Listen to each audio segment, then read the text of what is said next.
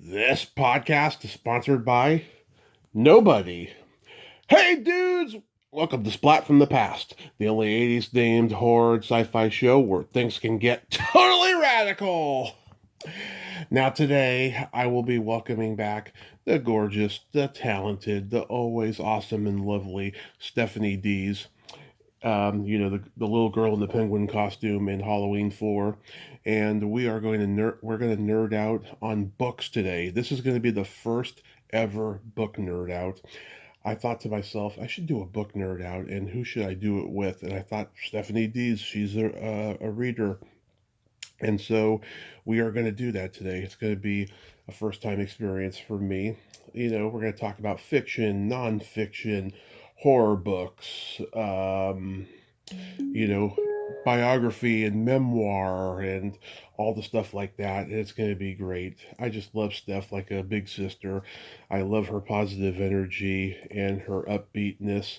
And it's going to be great to talk to her once again, like we did a nerd out a year and a half ago, and it's going to be another fabulous talk on March 19th. And there's lots of fucked up shit going on in the world right now, but all we can do is have a distraction and have some fun and be positive and hopeful. So yeah, here is my new interview with Stephanie Dees.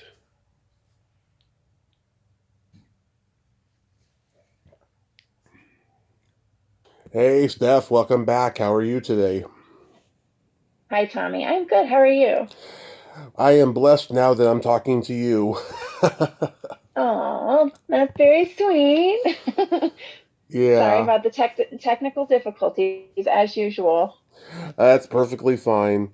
I mean, yeah, despite the world getting crazier and crazier, I am blessed. I can't complain.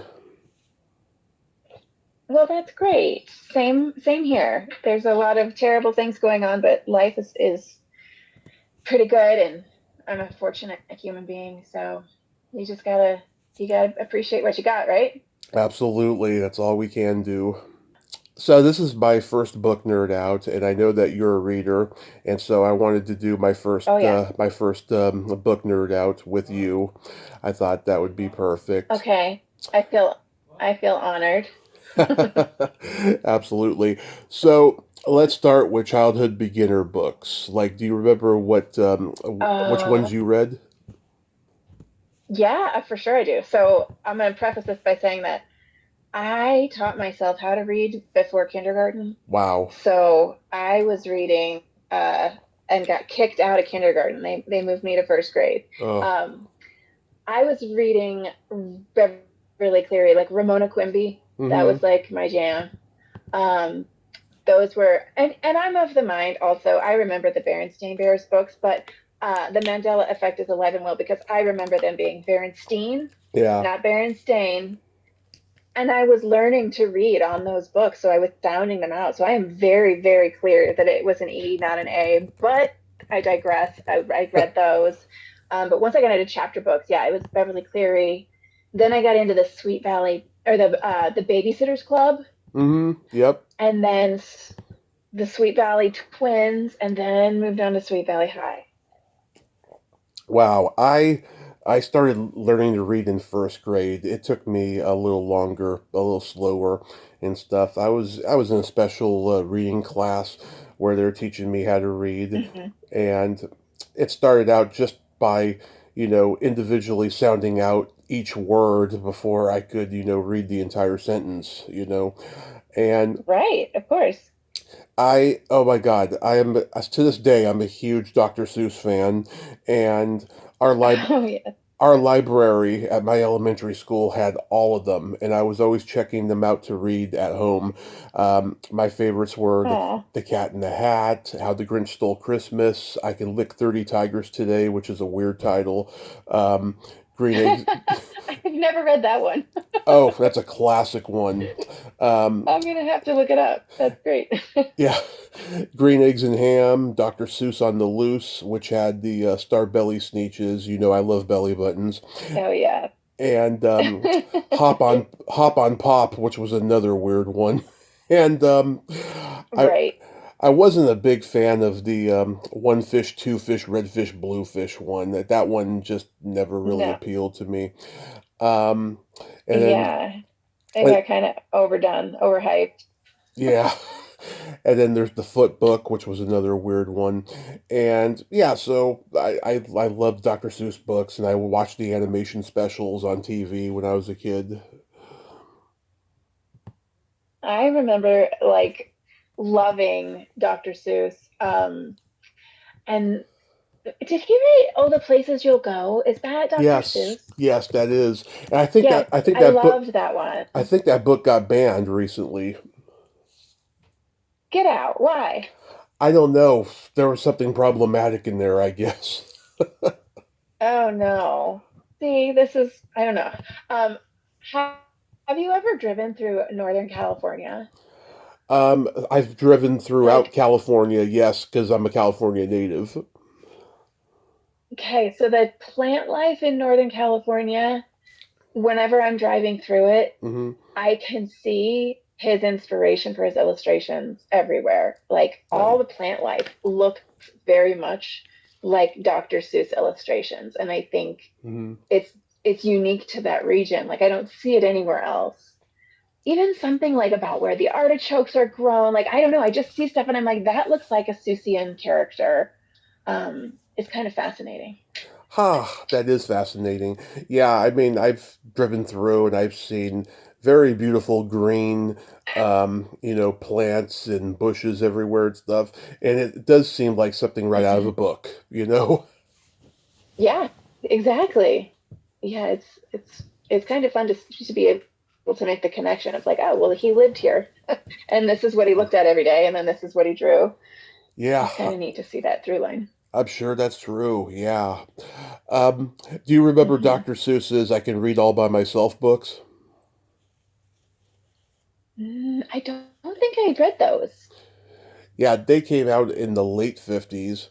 And so Okay. my dad's boss's daughter gave them to my brother, and then my brother gave them to me when I came of age. There was Anne Can Fly, where a pilot teaches his daughter to fly airplanes. A very cute but unrealistic Cool. story, but it's fun. You Sure. know, she was like 8 or 9 or something, and the whales go by where this boy and this girl watch whales swim. And then there was Cowboy Andy, where this boy wants to be a cowboy. And I used to just read each one in a row just over and over again. I mean, that is the best way to learn, I think, right? Like Hmm. you repeat, it gets stuck in your brain. And then, even when I was raising my son when he was learning to read, like he could tell me the whole story before he could ever read Yeah. because I'd read it to him, and that's like the step. It's really an amazing thing to watch somebody learn to read. Oh yes, especially if the kid is dyslexic, Oh yeah. you read the story to the kid's going to memorize it to make up for not being able to read it. But then, if he can eventually overcome his dyslexia, that's a bonus. For sure, to have like a reference of like I know that this is what comes next. Let me make it match to those words. It's it's a very complex process. My sister had some dyslexia and I remember her really struggling. My mom has it, and she's the worst speller I know. Like she will text me, and I will correct her spelling on the texting because I'm the best speller. That's great. I I get in trouble for correcting people's spelling and grammar, so I had to stop. I get in trouble correcting people. Period. I remember Yeah. I got thrown out of junior college because I was correcting my film teacher because he was getting a lot of information wrong about movies. Yeah. Yeah. They don't love that, I would imagine. No, no, they don't. Do you remember? Do you remember the Golden Books from Disney? Oh yes. I totally do. With the little golden spines. Yeah, My love those. grandmother had a bunch of those. Yeah, I love those too. Those were Yeah, I love children's books.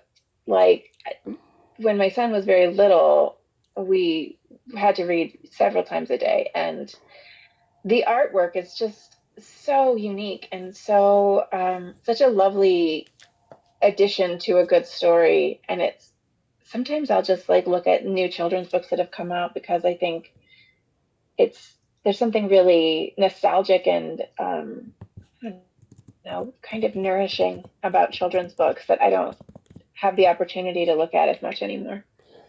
I love golden books. They are so magical. My brother had a whole mess of them. I wish he still had them. They'd probably be worth a lot of money today. Mm. And yeah, Mm-hmm. those golden spines, those are what made them. Exactly. Like it made them valuable. Do you remember Miss Nelson's class? um, wait. What class? No, but I'm having a memory, a flashback about Morris the Moose. Did you ever read Morris the Moose? No. It's about a moose that goes to school.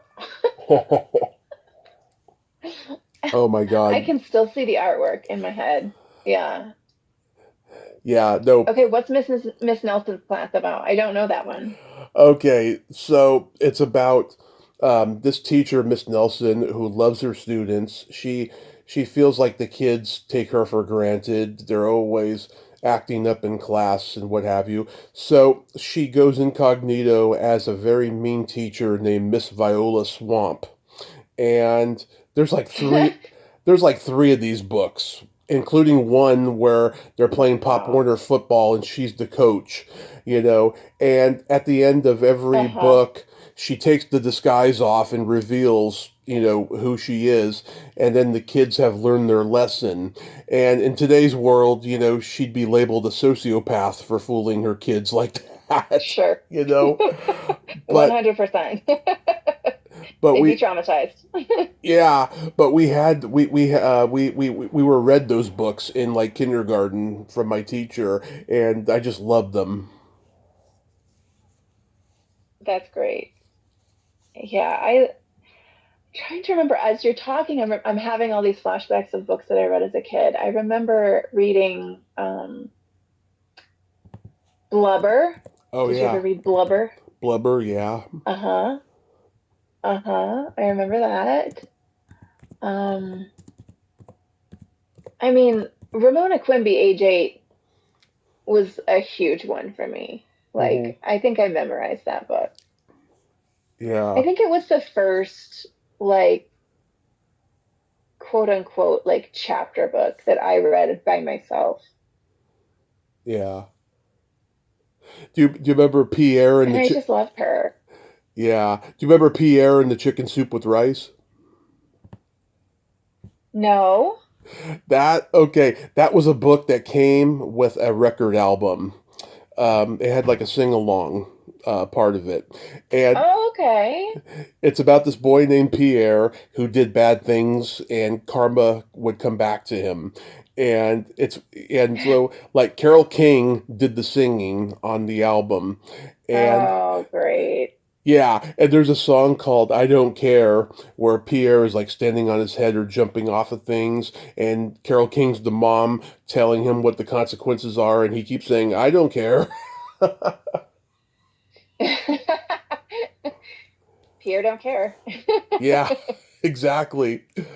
That's great. That's a classic one. I love that one in kindergarten. Yeah. Yeah, remember the Frog and Oh. Toad books?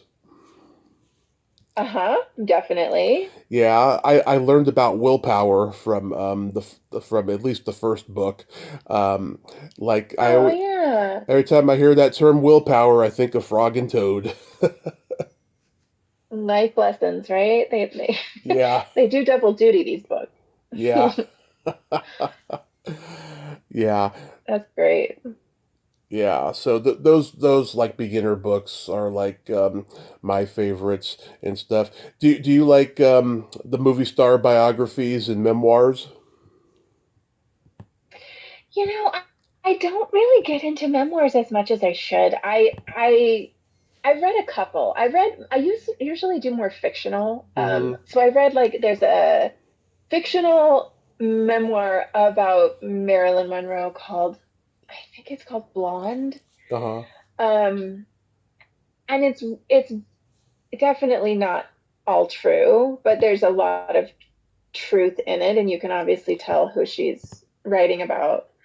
And I can get really into it. I think I just prefer fiction over, even when I'm watching media, I prefer watching narrative than documentary. And I'm not sure why that is. Interesting.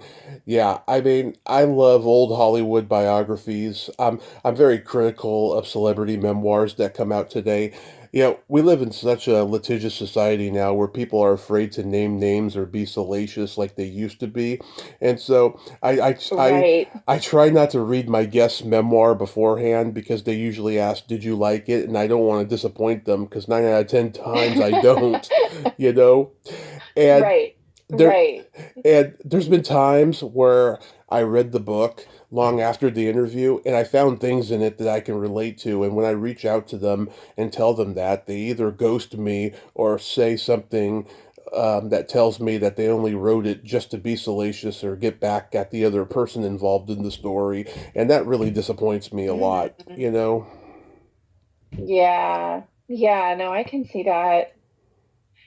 I think too, like, whenever you try to write, they always say write what you know. And so every first novel that you write is going to be fairly autobiographical. Hmm. And when I attempted it, it ended up being too hard for me to like come up with an actual plot line because I'm still living my story. I Hmm. don't know how it ends, so I don't want to extrapolate and predict how my story will end, so I would just get stuck, right? Right. Um and I think writing a memoir would be like that too. Like, well, I've got so much life left to live. I can't finish this book yet. Yeah. There's too much to say. Yeah. Or, you know, I mean, if you lived just enough life where it's just so crazy, like mine has been, you know, because I've been working on my memoir Yeah. on and off the last 5 years. I mean, you can just, you know, write, you know, one, and then years from now, you know, write the next volume. Okay, that's a good way to do it. So write about a portion and not the Yeah. whole complete thing. Yeah. That makes sense. Yeah. People have been doing that for years, you know. Um, there's, Yeah. I can't think of any examples offhand, but I know that it has been done, you know. Well, yeah, I mean, I did read what the heck is the title of that? Her Tina Fey's memoir that just was hilarious. Oh. Um it's like Bossy Pants, I think it's called. Mm-hmm. Yeah, it's Bossy Pants. And it's great. It's fantastic. Um because it's just so full of humor, you know. Yeah, she is hilarious. She is. Let's see But yeah, there. she doesn't try to fit her whole story into one book. It's mostly like lessons she's learned till now. Yeah, let's see. There's a biography about Gregory Peck that I read many years ago called Gregory Peck: A Biography. I can recommend this one. I am such a cinephile that I love to find out the shooting dates of movies. And in this book, Oh, in each chapter and each story, there's the shooting dates of like each movie. It's bizarre and so cool at the same time. yeah, I'm curious because I kind of feel like shoots are shorter now Yeah. without actual film. So I'm curious, like how long were these shoots, right? For a feature, how long did it take? Yeah, and you know he was in some you know very big Hollywood movies, a lot of war, a lot of Western movies, and they took you know 4 to 6 months, you know sometimes, depending on what it was. He did this great Western I love called Duel in the Sun. They started filming I believe on February 28th, and they wrapped like November 1st. Wow, Yeah, that's a long shoot. yeah, That's fascinating. Hmm. yeah. Well, and that explains a lot about why they made Hollywood, right? The weather allows for that. Like, if you're trying to do shoots in New York in November, burr. Yeah, Burr. That's absolutely. Let's see, Yeah. another memoir I can recommend.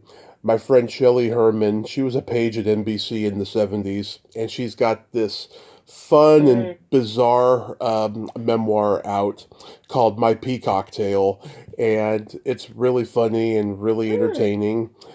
And my friend Stacey Lane Wilson, she's a horror filmmaker and she's a journalist who's a rock historian, and her memoir is called So L.A. and it's a long but fun read. And her father, Don Wilson, was the guitarist for the surf rock band The Ventures, who did the theme song to Hawaii Five-O in the 70s. And her mom, Oh, cool. yeah, and her mom was a pinup model who became a journalist, and she had a well publicized affair with Paul Newman when he made Butch Cassidy and the Sundance Mm. Kid. And God, there's wild stories in that book. And oh my God, I'm still jealous as to how she met her boyfriend. She met him during a bar trivia night. I was a bar trivia night champion, and I never fell in love going there.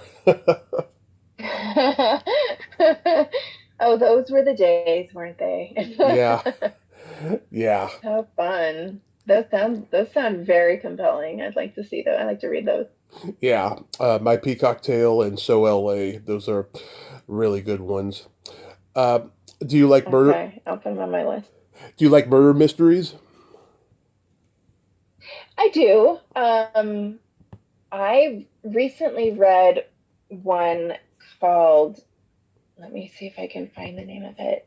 It I don't know that it's technically a murder mystery, but it is. They have to solve a murder. Hmm. It's called Listen for the Lie, Okay. and it's sort of like about a podcaster who's kind of going back to investigate a murder that happened in her college days. Hmm. Um, it's really great. It was really great. That sounds like a newer one. It is. Oh yes, for sure. Yeah, if it's about a podcaster, it's definitely a newer one.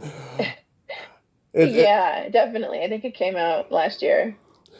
Yeah, my friend Deborah Goodrich, who's an 80s movie actress, she was in Just One of the Guys and April Fool's Day. She writes murder mystery novels now, and she always sends them to me whenever she's got a new one out. And the one that I'm currently reading is called Best Boy. Mm. It's based on an incident that happened to her 5 years ago. She she was on a movie back in the 80s, and the guy who worked as the best boy came to a signing that she was doing for her book, and she did not remember him, but he remembered so much about her.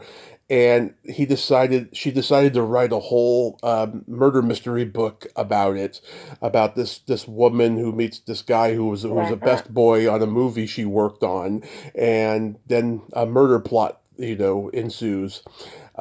I just hope the guy doesn't. Hmm. I hope the guy doesn't take offense to it, because of the inspiration part. Right. Yeah, You were creepy enough for me to write a murder mystery. yeah, yeah, That's funny. yeah, and Yeah, murder mysteries are hard. My best friend is a novelist, and he writes usually YA, but he is working right now on a murder mystery. And he sent me a version of it before he submitted it, and it's great. But it's so funny. Since I've been reading since before kindergarten, I read all the time. I'm always in the middle of at least one book. mhm, Um, and so I was able to like really pinpoint, oh, it's not working here and here, and I can't tell you why, but I can tell you that it's not fitting the formula that it's supposed to. yeah, And then apparently he went to his editor, and she had a similar take, and he is like, oh, like you identified it, but you don't have like the language for it, but you totally knew. And I was like, yeah. And it's funny that they you don't want things to be formulaic, but as a reader and as a viewer, mhm, you expect a certain structure, right? And if it varies from that, you're kind of like, what's going on? yeah, I don't get it. Yeah, I mean, I like the Agatha Christie murder mysteries, Hmm. Murder on the Orient Express and Death on the Nile and stuff like that. I love a good murder Yes, mystery where it's got all these quirky characters in an ensemble, and it's like who did it, kind of a thing. exactly. They're so fun, Yeah. especially if you get surprised at the end, right? If you can't figure it out earthly. I love a good surprise ending. Oh, you got to have a good surprise twist ending, otherwise, why read it? Right. Yes, I don't want to know what's coming. hmm Do you like fiction or nonfiction books? I love fiction, and I think I lean more towards like I love good sci-fi, but I don't necessarily go deep within that genre. I think I like things. So speaking of murder mysteries, I've read I've read two of the series now. Um, hmm and the first one's called The Tainted Cup. Yeah. And it is, let me see if it's Robert Jackson Bennett. And it's sort of like fantasy, sort of sci-fi, but it's a murder mystery. But there's all of it, this world building that he's done. It's just fantastic. And the characters are so unique because they're not sort of stuck to traditional realistic human qualities. Right. And I inhaled those books. The first one's The Tainted Cup. The second one is A Drop of Corruption. And both of them just, I couldn't put them down. They were so good. hmm I read a lot of self-help psychology books when I was 21 Oh, yeah. because Hmm. after I lost my grandmother at 18, I just was trying to I was trying to figure things out and find out why that I had so much trouble making friends and like just Hmm. enjoying life and stuff. And I read How to Win Friends and Influence People by Dale Carnegie, and I found Oh, after yeah. I found after a while, it took me a lot of years to realize it. That book, while it did help, it also did not help. It also hindered a lot of things for me too. It basically turned me into a conforming sycophant, and I got walked upon a lot. Oh, I was working in the bar business, and right. I got walked upon a lot, and I was just like thinking about it recently, going, God, yeah. I mean, I guess I had to read that book and go through that to get to where I am now. But yeah, I wouldn't recommend it to anyone who's 21. Yeah. No, it's hard when you're that age too, because you do like your brain's not done, right? Like hmm it's still developing. You're still developing the person you are, and I think reading a lot or finding a good therapist who kind of can help you navigate hmm that tumultuous time of your life is helpful. Oh, But mm, finding one way to be or the key, I think is, yeah, that's a trap. yeah, I did go to a That's a trap. psychiatrist at that age. I did go to a psychiatrist, and he was a wet mop, and I just could not relate to this guy. And my mom paid for 2 sessions, which was a lot of money, and I just stopped going after a while because he basically just told me, there's nothing wrong with you. You just need to get out more and stuff. And Mm, he was right about that in hindsight, but that's why I just don't believe in therapy unless you're under a court order or you really, really need it. you know? yeah, yeah. No, I think it's a case by case basis, that's for sure. I think there's so many different methods. There's so many Yeah. different modalities of therapy that you might find one thing that works and one thing that just does not. So I've been fortunate in finding a very good therapist who I adore, and she she's been imperative in my development in my life. So, but I can see, you find one that you just don't jive with, and it's like, what's the point? Yeah. I've You had a few of those. so you go to one once a week? I actually haven't been in a while. But yeah, for a while I was going once a week, and then, and it's kind of like situational, right? If Mm-hmm. I'm going through some stuff, circumstantially that feels like challenging, and I'm not sure why, or I need some strategies to deal with something challenging. Maybe I'll start going again once a week. Then I'll push it out to every 2 weeks, and then we can both kind of say like, well, is there anything you want to talk about today? And if I'm like, yeah, no, I'm feeling pretty good, then we're like, okay, well, just call when you need me again. So I don't feel like it's a crutch. I don't feel like it's something I have to do forever. I think but it's there when I need it, and it's always really nice to have when I need it. Yeah, my mom goes to one once a week. She's been doing that since my grandmother passed 24 years ago, and it's something Mm, it's something that she needs often. You know, there's yeah, there's a book. I have not read it, but it's legendary by now. It's over 50 plus years old. It's called The Denial of Death by Ernest Becker. Do you know that book? I do not. It's about how, you know, in life people deny that death is inevitable, and so Sure. they are workaholics. They are always constantly pushing their projects and trying to get work done because they're in denial that someday they're going to die. And also, too, it's about how, Hmm. and this is so resonant now with our current president and administration, about how guys have massive egos and how they think they're immortal. That they're Mm, gonna keep going on, and that they're never going to die, and they just want to be a workaholic and just, keep working and be immortal, and I just think that's right. a very interesting thing. Well, it is. I did a play when I was probably around 21. Um, and it was a revival of a play that was done in the 60s, very avant-garde piece done in New York in 1969. And we brought it back, revived it, and added some new writing, some new scenes to it. But it's called Terminal, and it really Hmm. is about the fact that we're all terminal and we're all going to die, Huh. and how we all fight it, and in the ways in which we fight it, and the ways we deny it, and then what happens when someone you love dies, or what happens when you have a terminal illness, and just little vignettes that just really show the difficulty of accepting the fact that life is terminal, right? Yeah. So it's kind of like a cancer book. Sort of, yeah. I mean, it really just kind of looked at it from all angles, right? That Yeah. everyone, everybody in this life, you ain't getting out of here alive. That's Yeah. the bottom line. Well, no one is. No one is.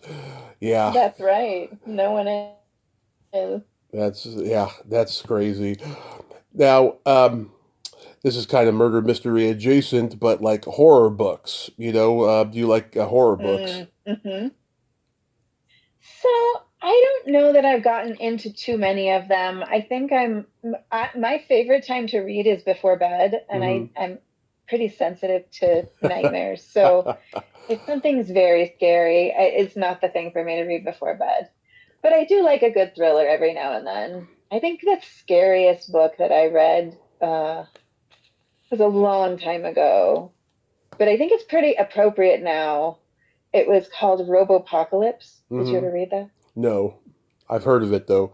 It's very, yeah, very about, it's the kind of what we're dealing with AI, sort of going rogue. Like, Yeah, hmm, yeah. yeah. And it's pretty scary. It's pretty scary. I mean, I love anything Stephen King.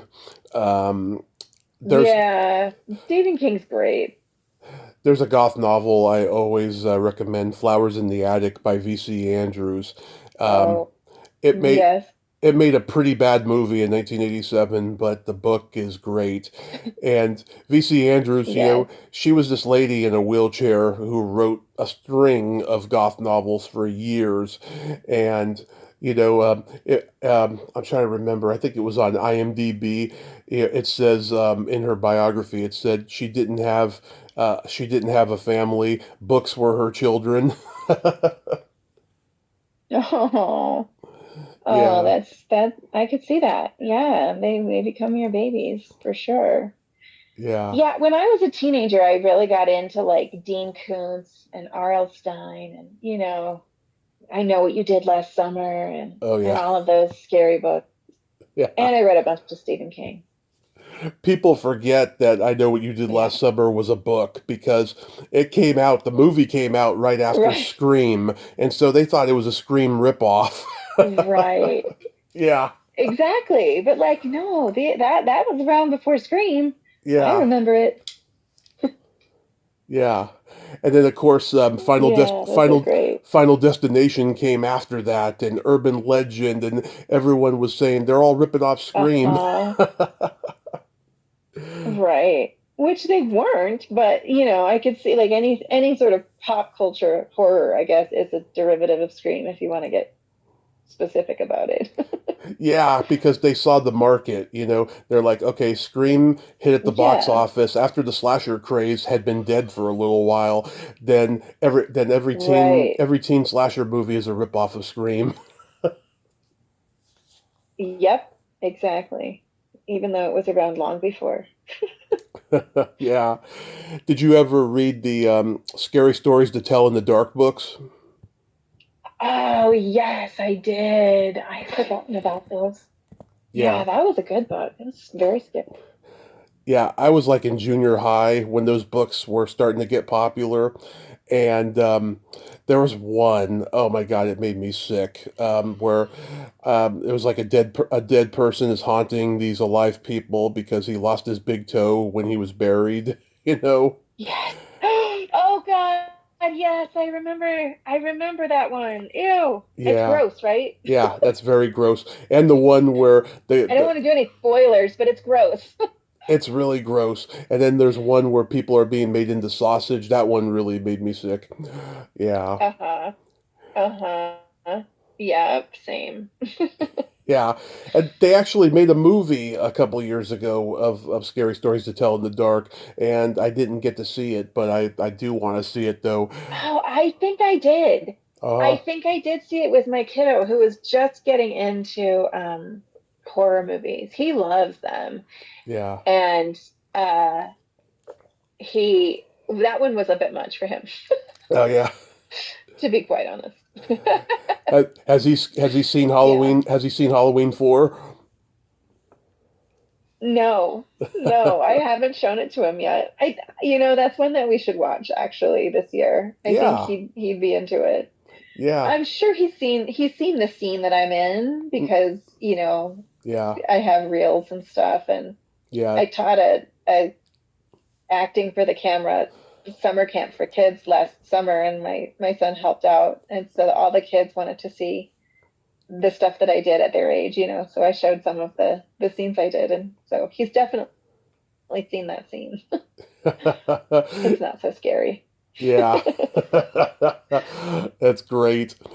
I I had a paper I had a paperback book of The Invisible Man when I was a kid, and I'm always online looking for a replica of this paperback book because the cover was really, really cool. It was just this Okay. very specific illustrated, graphically drawn cover that was just so cool. And I'm always trying to find it, and I Mm. can't find it, unfortunately, because I love the Universal monsters, and the Invisible Man was a favorite of mine. Oh yeah, it is a cool story. Yeah, and they've done, so many variations on it, of course. And Of course. I got to interview Claude Rains' daughter a few years ago when the movie turned 90, and she was great. Mm. We got into the minutia of it, and of course, Phantom of the Opera, the remake that he was in like 10 years later and stuff. So Hmm. that was pretty cool. That's great. Yeah. That Are is cool. are you a frequent like library person? I use Libby, Hmm. the library app, because I read mostly on my Kindle. But I love libraries. And I used to live in Pasadena, California, Hmm. and I lived right down the street from the library there, and that library is gorgeous. It's so like it's super old building. It's like dark inside. You feel like you're in like England or something. And I would spend just every day there. I would just go there and find books, and I didn't have air conditioning because I was broke, broke college kid. So I'd go there and hang out in the air conditioning and read. Yeah. And my son, when he was little, that was his favorite activity to go to our library and get a stack of books.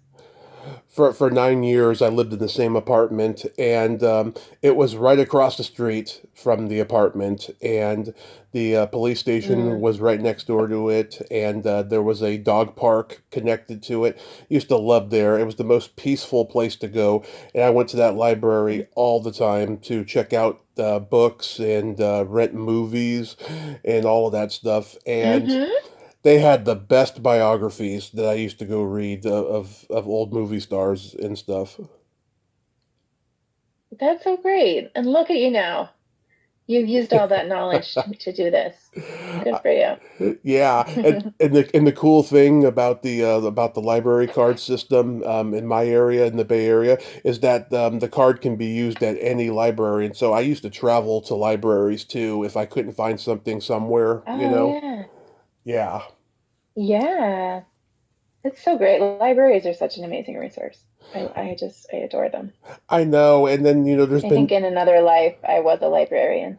there was yeah there was talk a few years ago that that there wasn't going to be any more libraries in the future because again with the president and everything. I Mm-hmm. hope to God that people fight to keep libraries Mm-hmm. because we need them.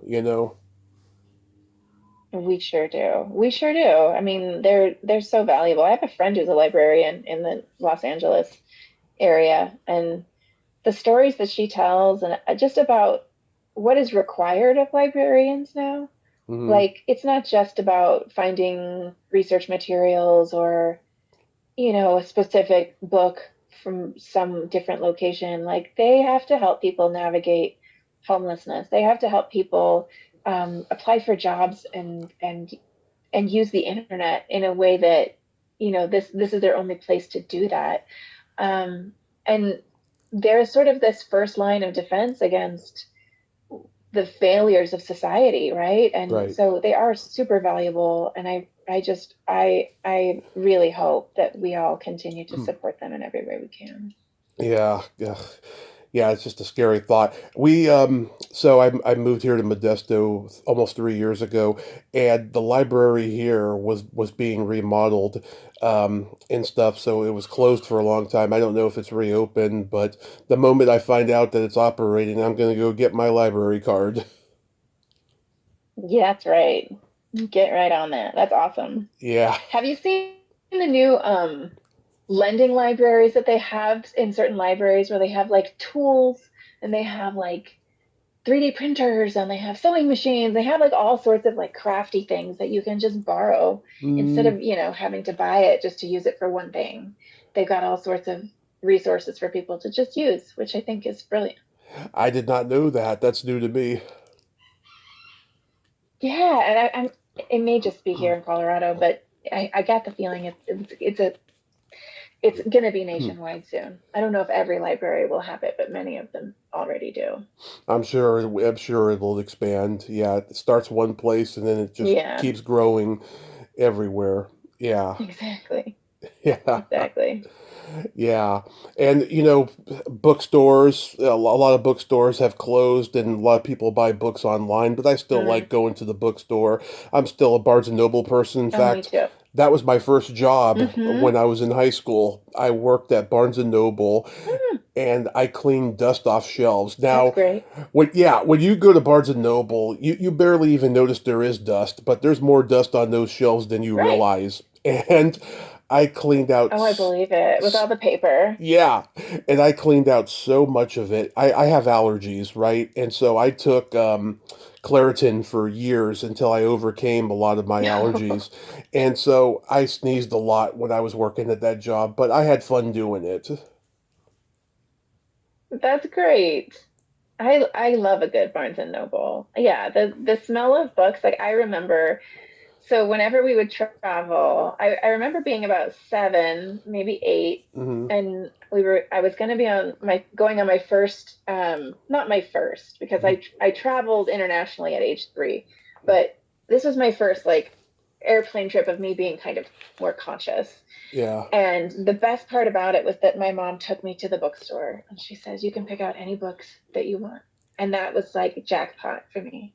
And I can still remember the smell of the bookstore Hmm. and just the world that opened up to me. I could pick any book and read it on the plane. And it was just, I had arrived. I had landed. I was so happy. Yeah. Yeah. My grandmother, she started taking me to the library when I was maybe 5 or 6, and Hmm. at first the reason to take me was because I wanted to get comic books, right, and the library didn't have comic books back then Yeah. and stuff. So then, once I started reading, then it became to, read the movie star biographies and stuff. And yeah, so that was the beginning of me getting into all of that stuff, because my grandmother lived in an apartment that had a library across the street, and it's still there, but now it's very high tech and global now, because now they have an elevator that you can go upstairs and downstairs. Whereas when I was a kid, there was strictly a stairway there. They still have a stairway there, but now they have an elevator, and it's much more bigger. Yeah. You Well, know, probably more ADA compliant, which is great.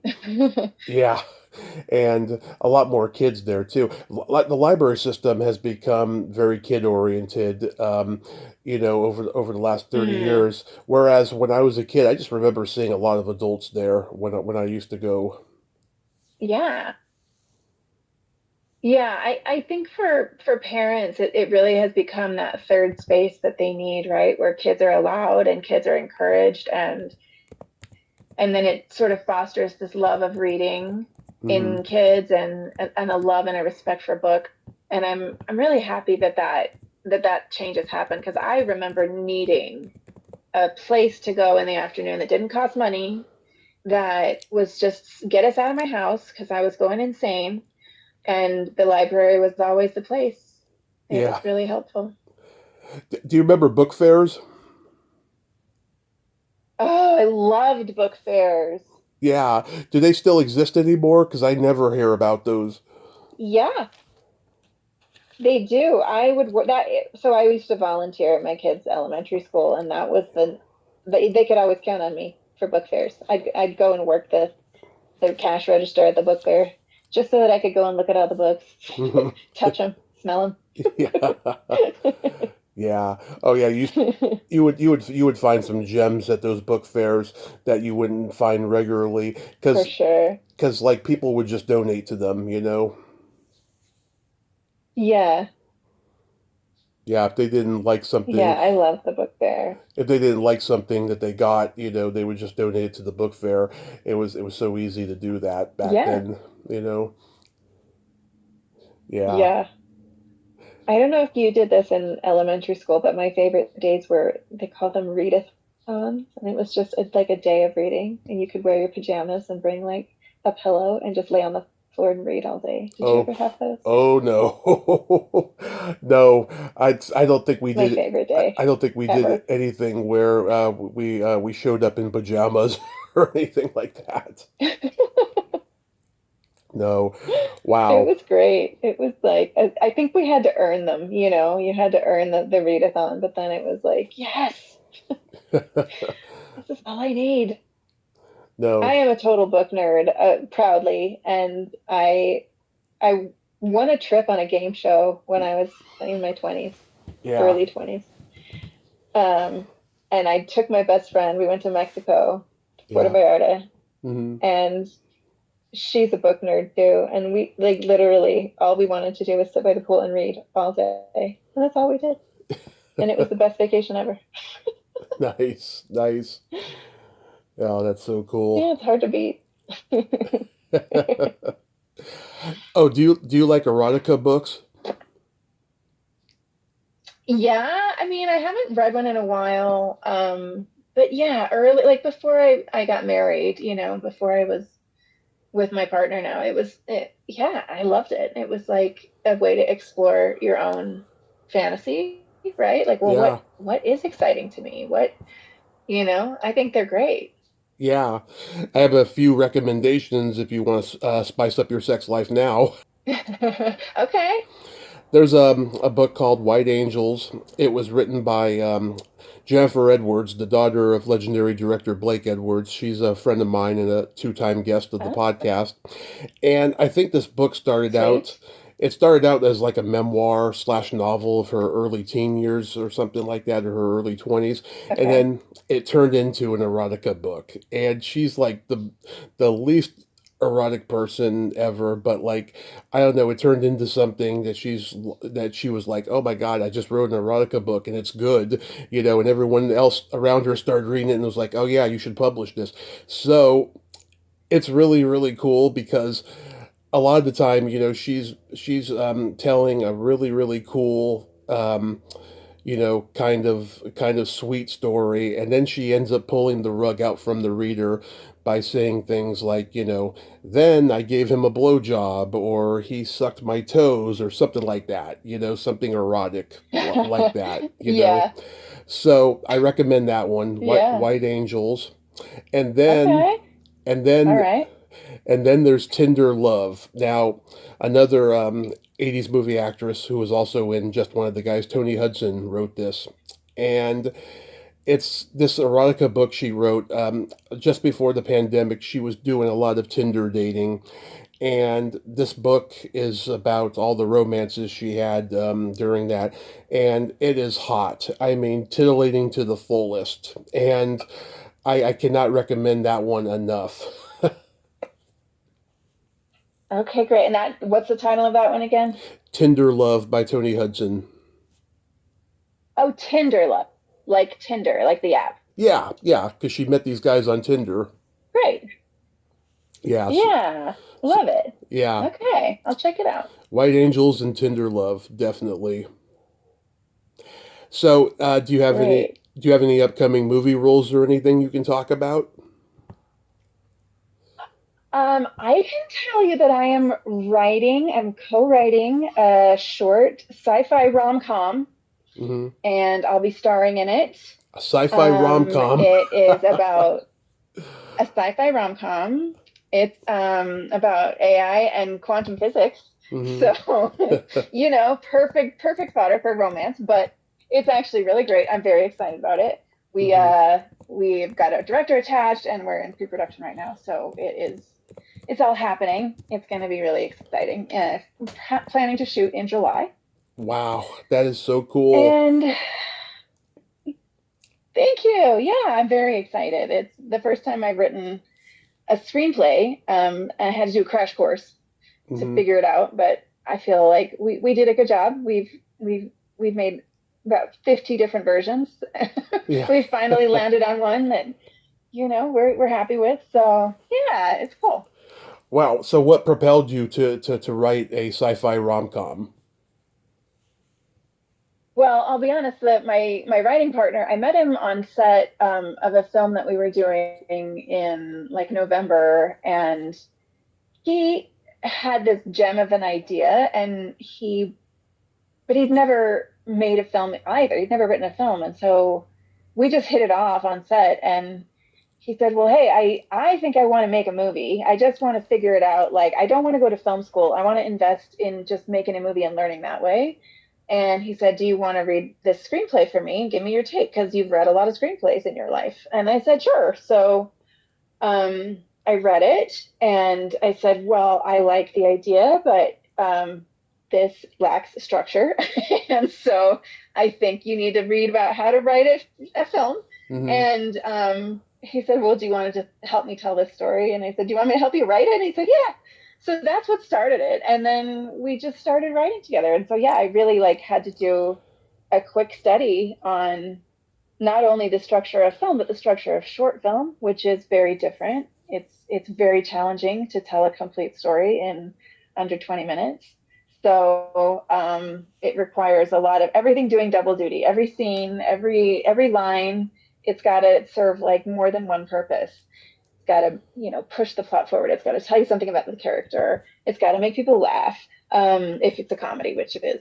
Yeah. So it's been a learning process, but it's been really rewarding. And this is not the last screenplay I will write. I can tell you that. I Yeah. think we agreed that we like to work together, and so this is just the first of many, hopefully. Yeah, I started writing screenplays when I was 12, and I Wow.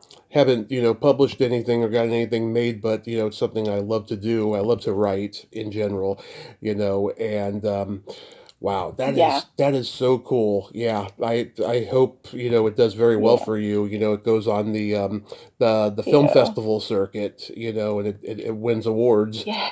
That's the plan. Thank you. Me too. Me too. Fingers crossed. Yes, fingers crossed. So Yes. last time we talked, right, and we were talking about our belly buttons, and there's a story I forgot to tell you. I've been telling people lately. It's pretty funny. When I was 26, Okay. I met this girl on this dating website, and we met for coffee. And she told me during the conversation that if I had a doorknob Audi, it would be a deal breaker, right? So Okay. I lifted up my shirt and showed her how deep my innie was, and she got this big old sigh of relief. And she still she still did not want to see me after that. She sent me an email saying that she didn't see a spark in me and that she wanted to be just friends. I tried to take her up on that, of course, and then she never got back to me later. But I thought that was pretty funny, Aw. that it was the belly button Well, that at did least it. it wasn't your belly button. Yeah, yeah. She had, oh my God, That's hilarious. she had the most gorgeous blue eyes I have ever seen on a woman in my life. And Mm, that was what I was initially attracted to when I saw her picture. But she was always yeah. agreeing with me on things, and I can't stand it when someone agrees with me on everything. I want someone to like tell me their opinion on something. Yeah, absolutely. That's sort of a theme of the film I'm writing, so I'm glad to hear it. Yeah. Yes. Steph, I love you. Thank you We all so need to. much. Oh, you're welcome. Thanks for doing this, and thanks for letting me be your first book geek out. I love talking about books anytime. Yes, I always love talking to you in general because you're like the big sister I wish I had growing up. So it's very Oh, special to me. Very special. well, thanks, Tommy. It's always a treat to talk to you too. We'll do it again soon. Yes, you have yourself a great rest of your day and be safe out there. All right, you too. Thanks so Okay. much. Mwah. Okay, bye. Bye-bye. Well, there you have it. Stephanie Dees. Ain't she a sweetheart? Oh my God, it's always fun talking to her and catching up. And I'm so proud of her that she's written her first sci-fi rom-com. I just love hearing that. A sci-fi rom-com. That is pretty original. And, everyone's doing these cross-genre things now, and I think it's cool. You know, um, I just, I'm just so proud of her and happy for her, and I'm so glad that she's doing that. And so it's going to be a fabulous project, I think, for her. Well, until next time, this is Tommy Throwback Kovac saying there's no shame in living in the past because the present sucks. Later, dudes!